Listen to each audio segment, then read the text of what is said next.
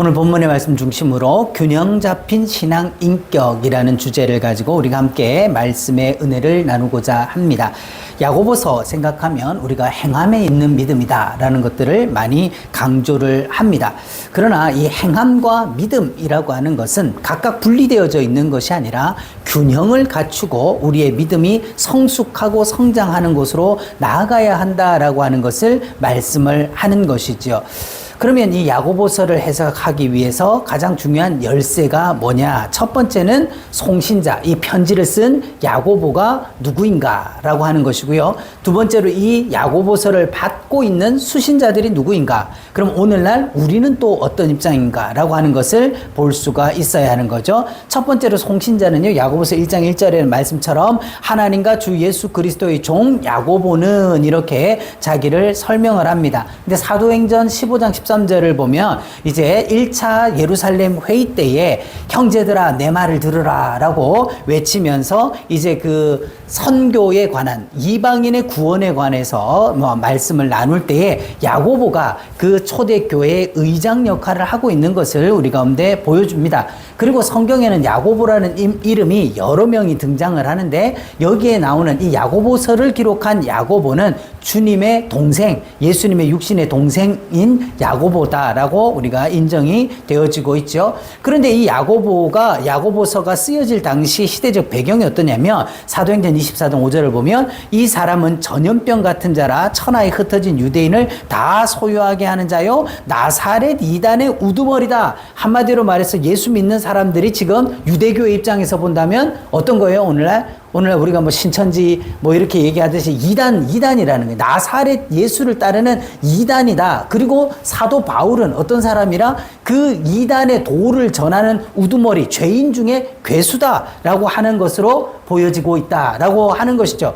그런데 이런 상황에서 야고보가 이 서신을 썼을 때 그러면 바로 누구냐? 1장 1절 하반절을 보면 흩어져 있는 12지파에게 문안하노라 라고 말씀해요. 그럼 지금 구약시대입니까? 신약시대입니까? 신약시대죠. 이 신약시대에 지금 12지파가 남아있습니까? 없어요. 없는데 그러면 누가 이 서신을 받고 있는 나사렛 이단이라고 그렇게 픽박받고 고난당하고 있는 그 교회에 우리가 바로 오늘날의 12지파다라고 하는 걸 말씀하죠. 갈라디아서 6장 16절에도요. 하나님의 이스라엘에게 평강과 긍휼이 있을지어다 이렇게 해요.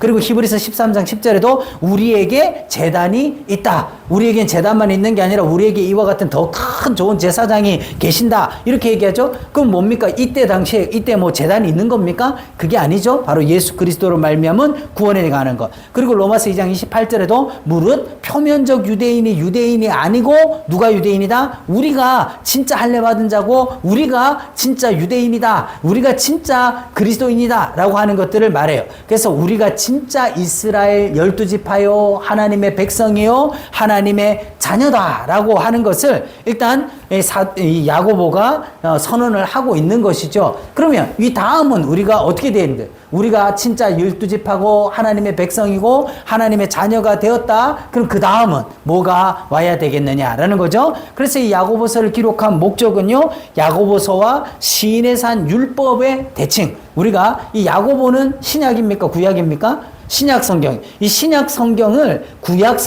신약 성경을 통해서 구약 성경을 우리가 바라볼 때 이 야고보서와 시인의 산 율법의 대칭. 우리가 이렇게 보는 사람들이 많지 않지만 우리가 오늘 이렇게 한번 볼 수 있는 거죠. 야고보서 1장 18절에 진리의 말씀으로 어떻게 했다고 하십니까? 우리를 낳았느니라. 그럼 하나님께서 진리의 말씀으로 우리를 낳았으니까 우리가 뭐가 된 거예요? 하나님의 자녀가 된 거죠. 그럼 낳기만 하면 애를 낳아놓기만 하면 그냥 지가 알아서 잘 자라는 게 아니지 않습니까? 그래서 하나님의 자녀답게 살게 하기 위해서 야고보는 우리에게 하나님 뭘 주셨다? 온전하게 하는 율법을 주셨다라고 말씀을 하는 거예요. 야고보서가 총 108절 중에서 뭐 하라 하지 말라라고 하는 명령이 54계절이나 54계절에서 이 말씀을 하고 있다는 거죠. 이와 똑같이 보면 출애굽기 20장 2절에도 나는 너희를 애굽 땅에서 어떻게 인도해냅니까? 6월절 어린 양의 피로 구속하여서 인도해내서 내 하나님 여호와다. 한마디로 말해서 그러면 이스라엘 백성들을 6월절 어린 양의 피로 구속하여서 그들을 인도해내서 그들은 하나님의 뭐가 되는 겁니까? 하나님의 백성이 된 거죠. 그 피로 구속하여서 하나님의 백성을 삼았어요. 그럼 하나님의 백성답게 살게 하기 위해서 뭘 주셨다는 겁니까? 십계명, 신의 산 언약, 십계명을 중심으로 하는 신의 산 언약을 주신 거죠.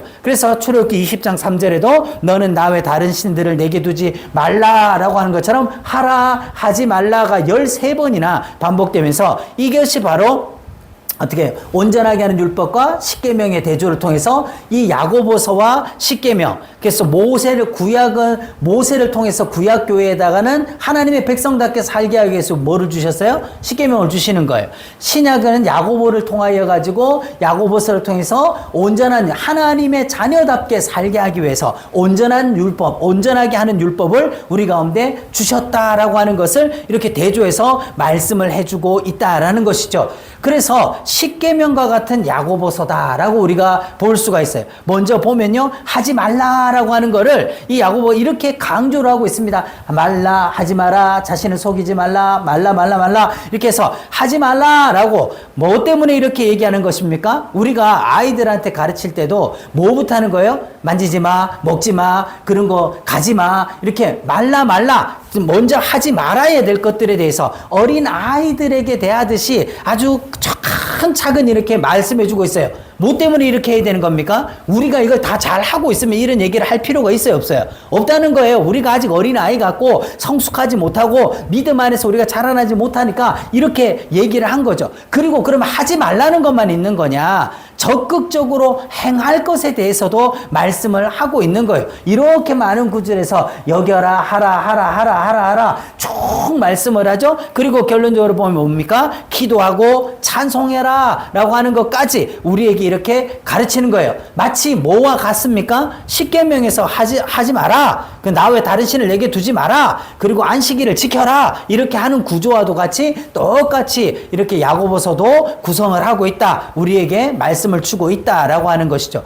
그렇다면 우리가 여기에서 한 가지의 질문이 나오는 게, 야고보는 행함으로 구원을 얻는다고 말하고 있는 것인가 라고 하는 것이죠. 출애굽기 20장의 구조와 야고보서의 증언을 우리가 대조해 보면, 야고보가 지금 이 야고보서를 통해서 이 서신을 받는 성도들에게 뭘 말하려고 하는 것인지를 분명하게 볼 수 있다는 거예요. 출애굽기 1장에서부터 17장, 18장에서 18절 26절을 보면요, 내 하나님 여호와라 말씀을 하셨죠. 뭐로 구속해서 끌어냈어요? 6월절 어린 양의 피로 내가 대속해가지고 끌어내서 너희는 나의 백성이 되고 나는 너희의 하나님이 됐다. 그래서 하나님의 백성답게 살게 하려고 뭐를 줬다는 겁니까? 십계명을 줬어요. 그럼 다르게 얘기하면 뭐예요? 하나님의 백성이 아닌 자들에게는 이 십계명이 의미가 있다 없다? 없는 거예요. 오늘날도 말하면 예수 안 믿는 사람들에게 성경책이 아무 의미가 없는 거하고 똑같은 거 아니겠습니까? 그렇게 하나님께서 십계명을 주셨어요. 근데 야고보서를 보면요, 진리의 말씀으로 우리를 낳으셨느니라. 그래서 우리가 뭐가 됐어요?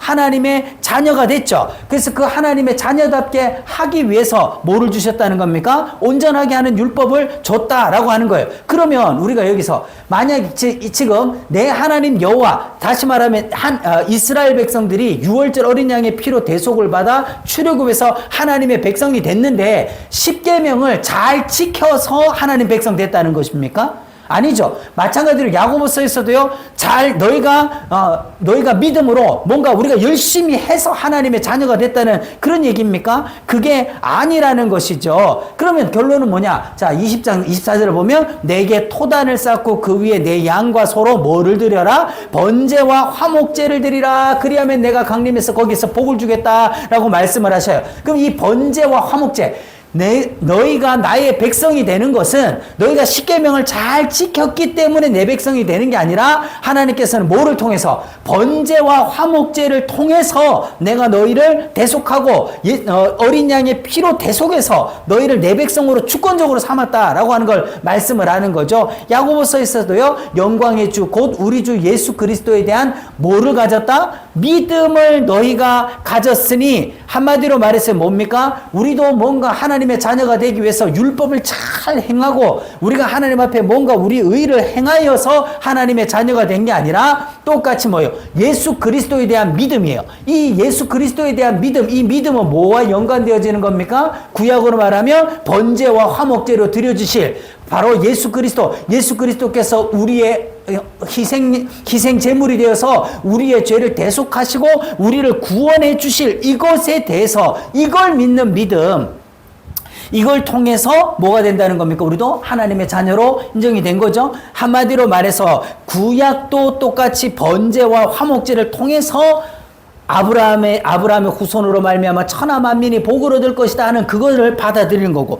오늘 야고보서도요 뭐예요? 행함을 있는 믿음, 행함으로 하나님의 자녀가 되는 게 아니라 믿음으로 예수 그리스도에 대한 믿음을 가지고 우리가 뭐가 되는 거예요? 하나님의 자녀다라고 하는 것을 받게 된다는 거죠. 자, 그러면 야고보서도요 믿음으로 의롭다함을 얻는다는 것과 율법의 행위로 의롭다함을 얻을 유체가 없다는 점을 어떻게 하고 있어요? 인정하는 거예요.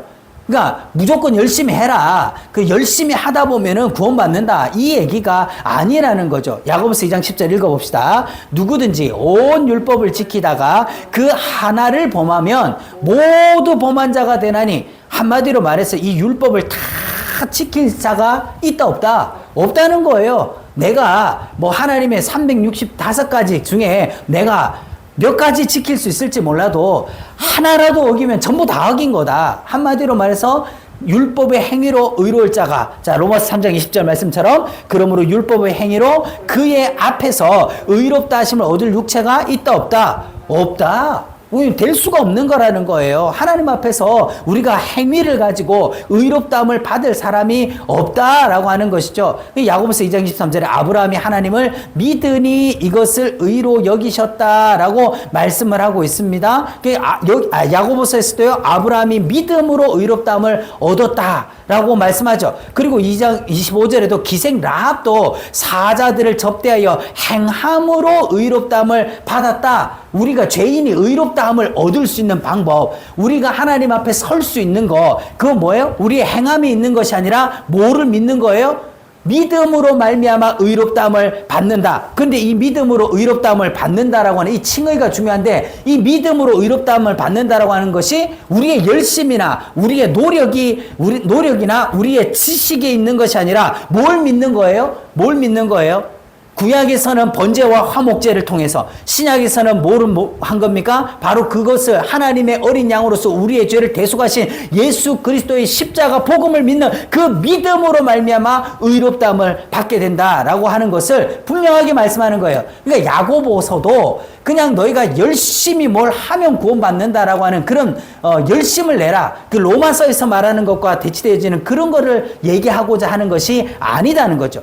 자, 그래서 칭의 교리에 대한 야고보서와 로마서의 강조점을 우리가 한번 비교해요. 이게 항상 우리가 그러지 않습니까? 로마서는 뭘 강조해요?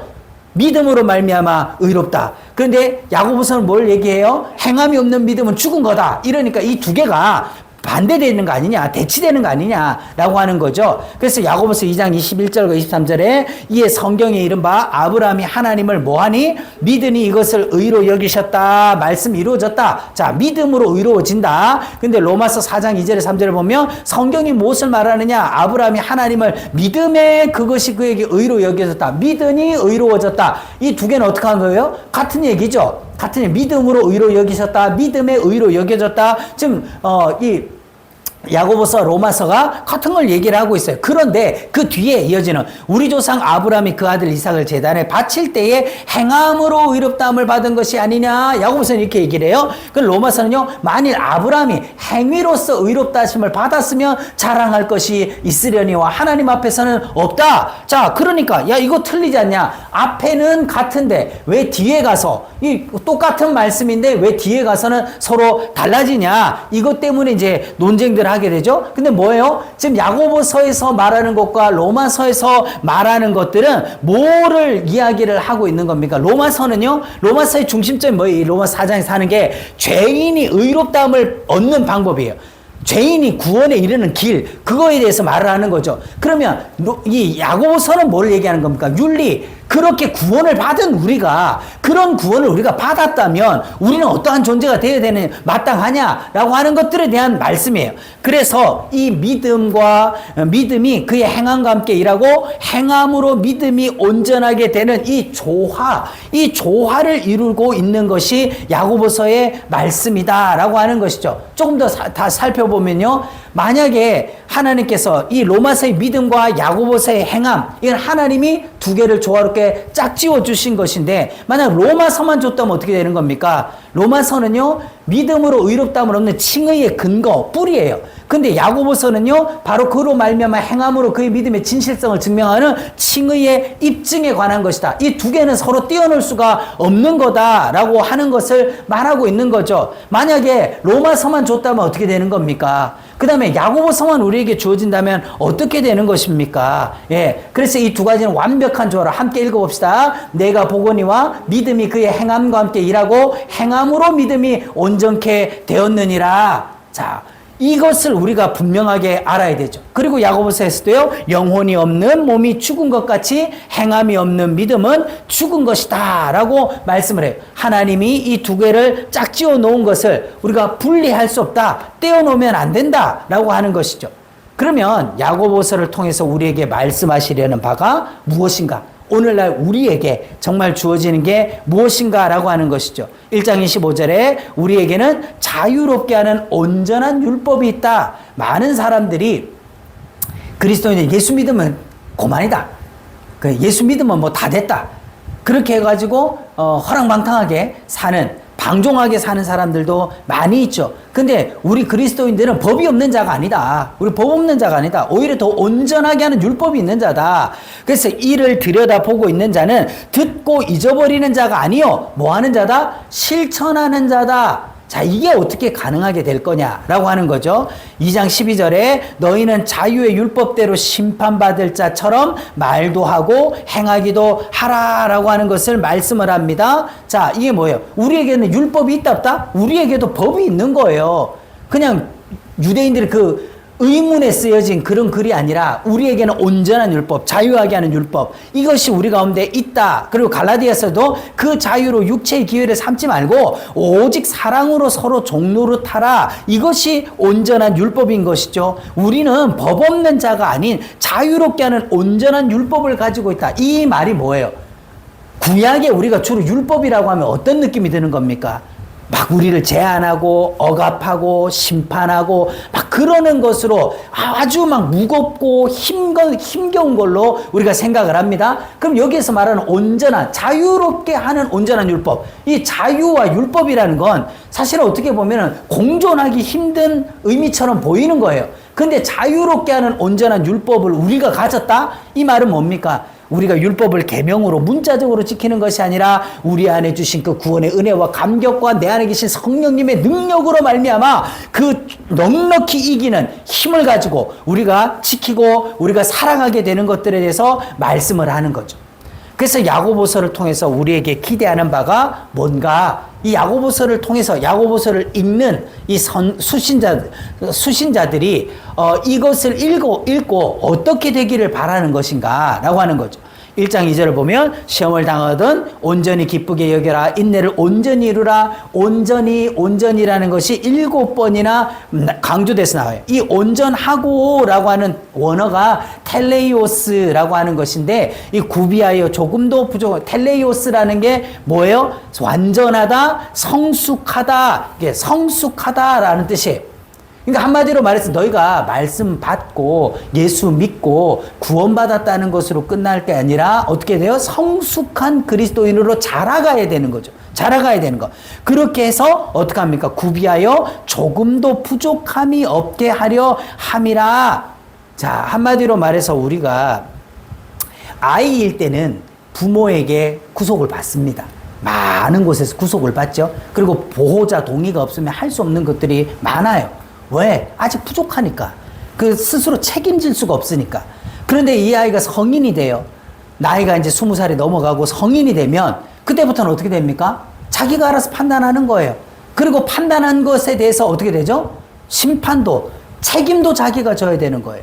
그러니까 오늘날 우리가 그리스도 안에서 거듭나서 나기만 나고 자기 믿음조차 스스로 책임지지 못하게 어린아이처럼 남아있는 사람들도 너무나도 많지 않습니까? 그 야고보서 2장 25절에 자유하게 하는 온전한 율법을 우리 가운데 주신 이유가 뭐냐? 왜 이걸 주셨다는 거예요? 너희가 하나님의 자녀답게 살기 위해서 그것을 행함으로 온전한 믿음이 되고, 자, 온전한 율법으로 말미암아 온전한 믿음, 그리고 어떻게 합니까? 온전한 사람, 한마디로 말해서 우리의 믿음을 책임질 수 있는 우리의 신앙으로 성숙한 사람, 요 온전한 사람이 되기를 바라는 거, 이것이 바로 야고보서가 이 말씀을 통해서 행함을 강조하는 이 말씀을 통해서 기대하는 거라는 거죠. 에베소 4장 12절에 이 일을 위해서 누굴 세웠다는 겁니까? 목사들을, 오늘날의 지도자들을 세워서 성도들을 온전하게 하는 일을 하게 하기 위해서 했다는 것이죠. 그래서 야고보서가 통해서 우리에게 기대하는 바는요, 온전한 율법을 통해서 온전한 믿음을 구비한 온전한 사람, 하나님의 말씀으로 온전한 믿음으로 되어서 온전한 신앙이 균형 잡힌, 믿음과 행함이 인격적으로 균형이 잡힌 신앙 인격으로 자라나기를 원한다라고 하는 것을 말씀을 하는 거죠. 그리고 구약의 시내산 율법의 핵심은 뭔가? 우리가 두 가지로 요약해 볼 수가 있어요. 마태복음에 보면 하나님 사랑, 이웃 사랑이다. 이 두 계명이 율법과 선지자의 강령이다라고 말씀을 하죠. 그럼 야고보서에서는요, 신약의 온전한 율법의 핵심이 뭡니까? 그게 바로 에베소서 1장 15절에 너희 믿음과 사랑을 들었음이라. 한마디로 말해서 이 뭡니까? 구약에서의 모든 계명은 하나님 사랑, 이웃 사랑. 그 다음에 이 믿음과 사랑이라고 할 때, 믿음은 누구를 향한 거예요? 하나님을 향한 거. 사랑은 뭐예요? 이웃을 향한 거. 이 믿음과 사랑, 이것이 온전한 율법의 핵심이다라고 하는 것입니다. 그러면 한마디로 말해서 뭐예요? 믿음이 없는 행함, 행함이 없는 믿음. 믿음이 없는 행함이라는 것은 뭡니까? 율법주의죠. 율법주의. 그냥 행함이 없는 믿음은 야고보는 뭐라 그래요? 죽은 거다. 이거는 허탄한 거다라고 하는 것을 말씀을 하고 있습니다. 그럼 오늘날 야고보서는요, 우리에게 이렇게 도전을 하고 있죠. 내 믿음을 증명해봐라. 뭐로? 행함으로써.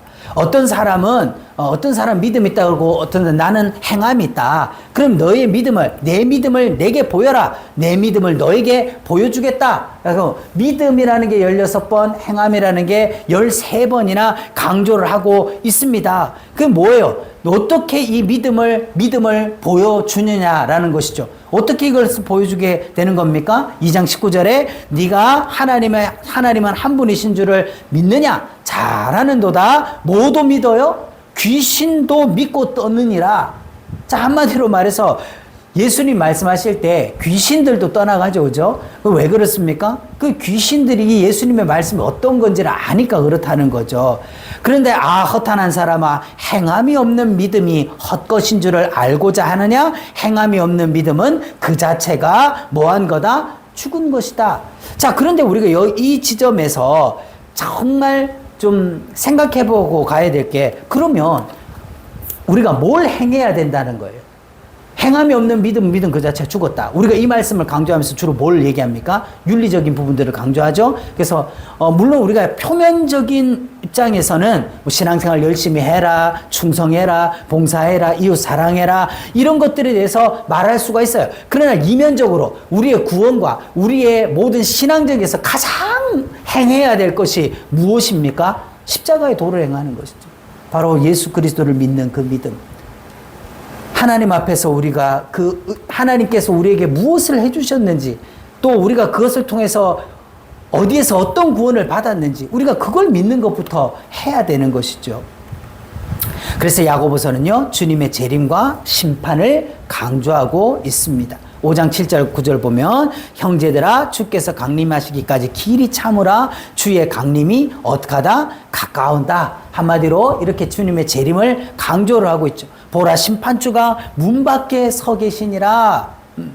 그래서 긍휼을 행하지 아니하는 자에게는 긍휼 없는 심판이 있으리라 라고 말씀을 합니다. 한마디로 우리가 마지막 날 주님 앞에 섰을 때 너 뭐하다 왔느냐라고 물었을 때 우리가 대답할 것이 있어야 되는 거죠. 너희는 선생된 우리가 더 큰 심판을 받을 줄 알고 선생이 많이 되지 말라. 왜 그렇습니까? 이것에 대해서 우리가 책임을 져야 되니까.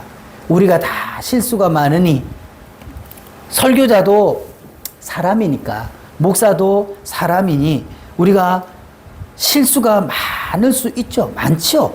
우리가 인격적으로도 신앙적으로도 많을 수 있어요. 그러나 뭐는 실패하면 안 되는 거예요. 우리가 예수 그리스도의 복음을 전하는 일에는 실패하면 안 된다. 우리가 그리스도의 복음을 전해야 된다.